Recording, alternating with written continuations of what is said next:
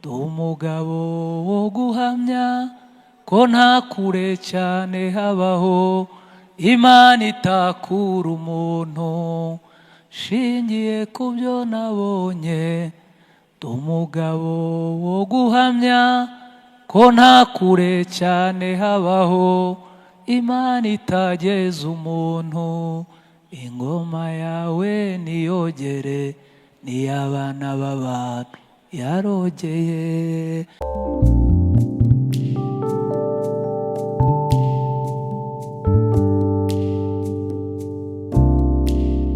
Itangiriro ibice 37 turasoma umurongo wa 21. Itangiriro ibice 37 dusome umurongo wa 21. Reka dusome. Bibiliya iravuze ngo Rubeni arabyumva aramubakiza arababwira ati twe kumuhwanya. Ndasubiramo. Rubeni arabyumva aramubakiza arababwira ati twe kumuhwanya. Zaburi 150, Zaburi ya nyuma ya Dawidi 150. Turasoma umurongo umwe wa kabiri. Zaburi 150 turasoma umurongo wa kabiri. Haravuze ngo muyishimire iby'imbaraga yakoze, muyishimire nk'uko bikwiriye gukomera kwayo kwinshi. Ndasubiramo. Muyishimire iby'imbaraga yakoze, muyishimire nk'uko bikwiriye gukomera kwayo kwinshi. Turarangiza muri Zaburi ya 77. Turagaruka inyuma gatoya naho turasomamo umurongo umwe. Zaburi ya 77 turasoma umurongo umwe wa 12. Zaburi ya 77 turasomamo umurongo wa 12. Uravuze ngo nzibutsa abantu ibimeze bite? Nzibutsa abantu ibikomeye Uwiteka yakoze, kuko nzibuka ibitangaza byawe bya ryari. Ndasubiramo. Nzibutsa abantu ibikomeye Uwiteka yakoze. Bishoboka ko abantu baba bibagirwa. Kuko nzibuka ibitangaza byawe bya kera. Birashoboka ko abantu bibuka ibya vuba, ariko nge ndaza kubibutsa ibya kera. Tugiye kuganira ijambo rivuga ngo Imana izi kurinda uwifiteho umugambi. Turaganira ijambo rivuga ngo Imana izi kurinda uwifiteho umugambi. Igihugu iyo kibonye umuntu ari umunyabwenge gikora uko gishoboye kugira ngo uwo muntu atazapfa ubusa kandi afitiye igihugu akamaro. Imana nayo izi kurinda uwifiteho umugambi. Nabonye bakiriye abashyitsi. Nitwa Singirankabo Boniface, ndi umukristo wo muri ADEPR mu rurembo rw'umujyi wa Kigali muri paruwasi ya Nyarugenge mu itorero ry'i Nyarugenge. Ndi umugabo, ndi umuvugabutumwa bwiza bwa Yesu Kristo. Ndi inshuti y'itorero rya Muhoza kuva mu busore bwanjye. Hano mpazi kera mu biterane byo mu rusengero ruto mu byabereye hanze, ku buryo abantu twagiye tubana hano by'umuyobozi yavuze nta jambo nigishije ahangaha ryapfa kwibagirana ku muntu wari uri ahangaha.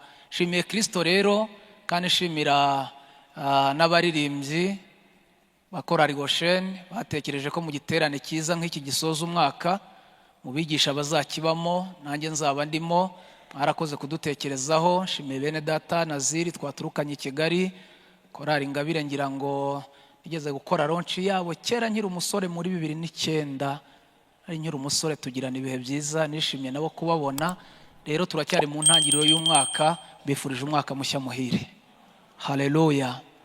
Muranyemerera rero, nabonye amasaha ya hano ari kubahwa, nanjye nshaka kuyubaha, tukabana mw'iri jambo rivuga ngo Imana izi kurinda abifiteho umugambi. Ijambo dusomye mu itangiriro riravuze ngo Rubeni arabumva, aramubakiza, aravuga ngo twe kumuhwanya. Hashimwe Imana yaturinze kubw'umugambi dufiteho. Umwanditsi wa Zaburi aravuze ngo muyishimire iby'imbaraga yakoze, muyishimire nk'uko bikwiriye gukomera kwayo kwinshi. Aranditse aravuga ngo nzibutsa abantu ibikomeye Uwiteka yakoze, nzabibutsa ibya kera. Ndagira ngo mbabwire ko umuntu wese uri hano afite ibyo yavuga Imana yaba yaramurinze. Amen. Ndavuga ibya vuba. Narwaye iryinyo Noheri igiye kuba, ikijigo, njya kureba dogiteri arambwira ngo cyaratobotse, ngo kirimo umwobo. Ndamubwira none biragenda bite? Aravuga ngo gifite imitsi igana ku bwonko, tugikuye bishobora gukoma imitsi ukagira ikibazo, turagihoma. None ni mu gihoma biragenda bite? Ati hari uburyo uri special bwaje bahoma ikijigo ukarinda upfu utongeye kugira ikibazo cy'iryinyo. Ubwo buryo bumeze bute? Ati ni 120 kugihoma. Ntikijigo kimwe? Ati ikijigo kimwe ni 120. Ndavuga nti gitangaza kirabaye. Ndamubwira nti dogiteri, none se ayo mafaranga ndayabonera icyarimwe? Arambaza ngo ukora iki? Ndi umukozi w'Imana. Ati ntabwo tuzagihoma rimwe, tuzagihoma muri faze 3. Uzazuza samudi, hacemo indi samudi, hacemo indi samudi, ukwezi bizaba birangiye kugihoma. Buri kuje wajya uzana 40, ukuje 40, ukuje 40, iryibiri akabavuyemo. Ndagenda faze ya mbere barahoma, ntanga 40. Ngenda faze ya kabiri barahoma, ntanga 40. Ku bunani buracya ubansubirayo barahoma, ntanga 40. Iryibiri biragiye kuryinyo rimwe. Ufite amenyo ngahe wicaranye aha ngaha utigeze utangaho? Turi ku ijambo rivuga ngo Imana izi kurinda. Ndashimira Kristo. Niba mujya mukurikirana amakuru, mureba amakuru, ejo bundi mwabonye umuntu wishwe n'inyama, abantu bareba amakuru, mwabonye umuntu wamize inyama, yarapfuye ga, yamize inyama arapfa. Turi ku ijambo rivuga ngo Imana izi kurinda. Ikarongi umuntu mu kwezi gushize yagiye ku kazi mu gitondo, ari mu nzira agenda, ikiyoni gisiga kimuhagarara ku mutwe, kimushonda amaso yombi kiyakuramo. Yaraye mu bitaro iminsi birarapfa. Reba nawe ukuntu uri kureba, ubwo nyine urumva amaso yawe afite ibindi bintu biyarinze, nta fime wambaye. Imana izi kugira gute? Izi kurinda. Nta mwana mwabonye ingurube yariye inyamasheke? Ingurube yariye umwana uruhande rumwe, hasigara bashyinguye agahande kamwe, ingurube yamuriye. Iyo tuvuze ngo Imana izi kurinda, ujye ubyumva. Gusoza umwaka ufite amaso areba, ufite amatwi yumva, ufite amaguru agenda, ufite amaboko akora. Imana ishimwe kwizi kurinda abifiteho umugambi. Haleluya. Shaka kuvuga buke ngo Imana izi kurinda bifiteho iki? Hari ibintu bihenda ku isi, ndavuga 3. Icyambere gihenda n'ubuvuzi. Ubuvuzi burahenda ku isi. Ujye ufata mitiweli ikarinda irangira utayivujeho. Imana izi kurinda. Uburezi, tekereza abana bawe biga, utekereza amafaranga winjiza. Icya 3 gihenda umutekano, ariko utekereza ukuntu uryama, ngo mugira imbwa, ngo mugira abasekirite, ngo mugira kamera, uzarebe n'ibinyenzi ku makaro biratambuka kandi urara wasamye. Ndashimira uburinzi bw'Imana. Imana izi kurinda. Ndagira ngo mbabwire ko iyo bavuze iri jambo ryitwa kurinda, nuko haba hari urinda hakaba n'abarindwa. Uturinda rero, mwanditsi wa Zaburi yaravuze ngo iturinda ihora iri maso, ntabwo igisinzira. Ariko hari yavuze ngo ntiyaryama, ngo habe no guhumbya. Turambura ibiganza. Iyo Imana igufiteho umugambi irakurinda. Niba murayiririmba natashye gasimbizi, uzi kurinda Mana we, uzi kugira gute? Uzi kurinda. Natwe ab'i Kigali yaraturinze. abimusanze irabarinda, abakodesha irabarinda, abubatsi irabarinda, imfubyi irazirinda, abapfakazi irabarinda, abakorera abandi irabarinda, abikorera irabarinda. Hashimwe Imana izi kurinda. Nimuvuge ngo amen. Shaka gufata umwanya mvuga ibintu bine Imana irinda abifite mu mugambi wayo. Iyi Imana igufite mu mugambi ifite ibintu byinshi kurinda, ariko muri byinshi ndavuga bine. Nimara kuvuga ibi bine ndaza kuza kuvuga ibindi bintu bine ikorera abifiteho umugambi. Ikurinda bine, ikagukorera ibindi bine. Birahura n'iminota yanjye neza tuze gusenga Imana. Ibi bintu ngiye kuvuga wabyandika, wabitega amatwi. Abanyafrika turi abanebwe, niyo mpamvu muri kubona twiga dushaje. Nagiye kwiga kuri kaminuza ngenda maze imyaka nk'iyo maze, ariko Imana igiturinda ubunebwe tukaza tukavuga bigatakara mutishyuye. Aho niga kuri kaminuza nagize ibyago, banyicaza hagati y'abasaza babiri bajya basinzirira icyarimwe turi mu ishuri. Turi abanebwe cyane. Umunsi umwe turi kwiga isomo rigoye mbona bose basinziriye. Ndavuga nti umwarimu ntajya atanga amagroupe, nibasinzira bazabona 0. Nkangura ibumoso namubwiye se muze kuri gusinzira iri somo ry'uyu professeur urabona uzaritsinda. Arandeba arambwira ati buriya wa mwana we n'ukubura uko umuntu agira, kwiga ushaje buriya si ikintu. None si ubire gukarya ya pansiyo ko numvishe ko baguhemba menshi, uri kurwana n'iki? Wabiretse uri kurushywa n'iki? Aravuga ati ntago uzi ahisi iri kwerekera, to kugira ngo upfe wambaye isengeri wapfa wambaye karuvati ngata mu gutwi mba ndakumvise. Nari ngiye kuvuga ngo ni mu abahanga ibintu ngiye kuvuga mu byandike cyangwa mu bibike, kubera ko n'ubutunzi bukomeye utabona ahugura. Nari mvuze ngo ngiye kuvuga ibintu bine Imana irinda abifiteho umugambi. Nze gusoreza kuri bine ikorera abifiteho iki umugambi. Nimuvuge ngo amen. Ikintu cya mbere Imana ikorera umuntu ifiteho umugambi. Iyi Imana igufiteho umugambi, ikintu cya mbere igigukorera, untega amatwi ucyandike cyangwa ucyumve. Umuntu wese Imana ifiteho umugambi ararwanywa ariko ntatsindwa.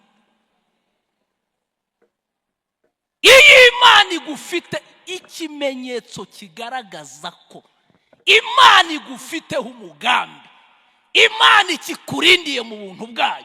Umuntu wese Imana izakoresha ararwanywa ariko ntagira ate?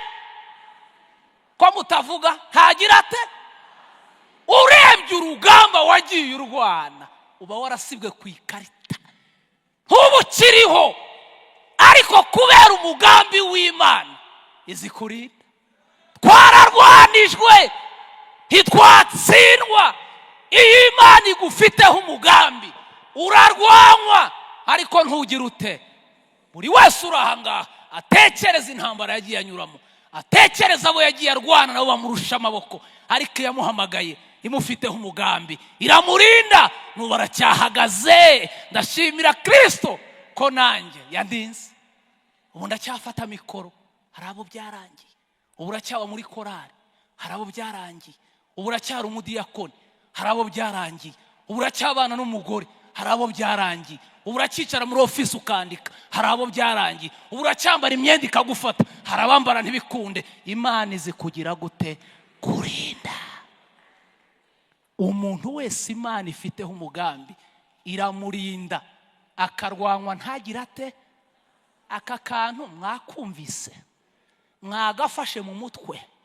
Mpite mbwira umuntu wese uri aha ngaha uri kuvuga ngo baramurwanya, kirirwa sakuza ngo ngiye ngo abantu barandwanya, ahubwo uzagira ikibazo nubona batakurwanya ujye umenya ko ntacyo wibitseho. Mpamvu ubona uhura n'ibibazo nuko uri imari ishakishwa. Iyo ntacyo ufite ntawe ukuvuga, iyo ntacyo ufite ntawe ukugambanira, iyo ntacyo ufite ntawe ukwiba, iyo ntacyo ufite ntawe ukugenderera. Ariko umuntu wese Imana ibona ifitemo imari ararwanywa ariko ntagira ate? Ntatsindwa. Uru ni rwo rugamba rutsinda abarokore kenshi. Ngo ngiye ngo mwiri torero ngo baramvuga. Tugomba kukuvuga kuko niba hari ikintu tuzi abarokore tuzi kuvuga, nicyo dushoboye kuvuga. Turi abahanga. Umuyobozi wa gahunda niwe uvuze ngo ari mu kabari no mu barokore abasakuza cyane n'abarokore. Ndamusubiza twe tuzi kuvuga cyane, turi abahanga. umuntu wese nari mvuze ngo icyambere Imana irinda umuntu uri mu mugambi wayo nuko arwanywa ariko ntagira ate, ntatsindwe. Icya kabiri, Imana irinda umuntu uri mu mugambi wayo arasonza ariko ntapfa.